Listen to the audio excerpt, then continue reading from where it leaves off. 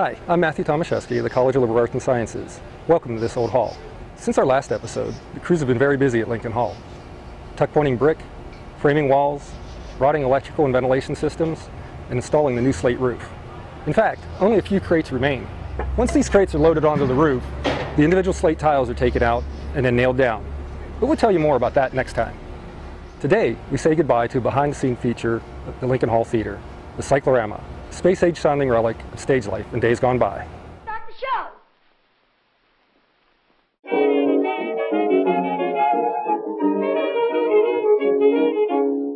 Originally, cycloramas were panoramic paintings inside a cylindrical space that offered spectators a 360-degree view of a scene.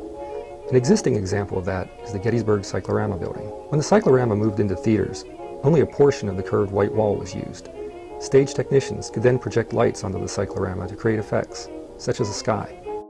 Still, these cycloramas consumed a great deal of stage space, and as Melvin Scabarla, architect and the campus's historic preservation officer, explains, adjustments had to be made in the productions to accommodate the lighting troughs as well as the massive cyclorama.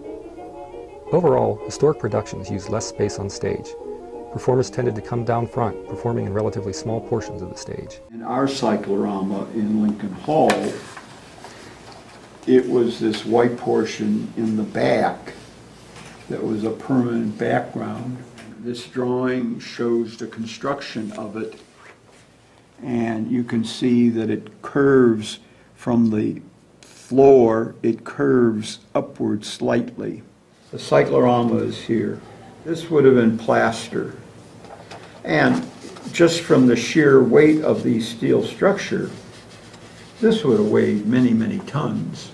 These various curtains would be lowered with scenery on them. And it was called the fly space because the scenery literally flew up by the use of either hand crank pulleys or automatic motor operated pulleys. Cycloramas fell out of favor as the contemporary stage productions called for larger scenery and larger groups on stage, and as production techniques became more sophisticated. Sky effects were created using flat sheets of plastic or cloth. Though flat, they were still called cycloramas, a nod to tradition, I suppose. Workers removed Lincoln Hall Theater's cyclorama over the past couple of weeks, taking down 3.5 stories of steel and plaster. That's expected to add 8 feet of depth to the theater. With the extra space at the top, more classrooms will be created on the 3rd floor of Lincoln Hall. Lincoln Hall Theater has been used primarily for lectures since the 1960s. However, it was and will still be used for productions. Thus, a new cyclorama will be incorporated into the renovated structure. Just one of the smaller, flat, fabric varieties. Well, that's all for this episode. We'll see you next time on This Old Hall.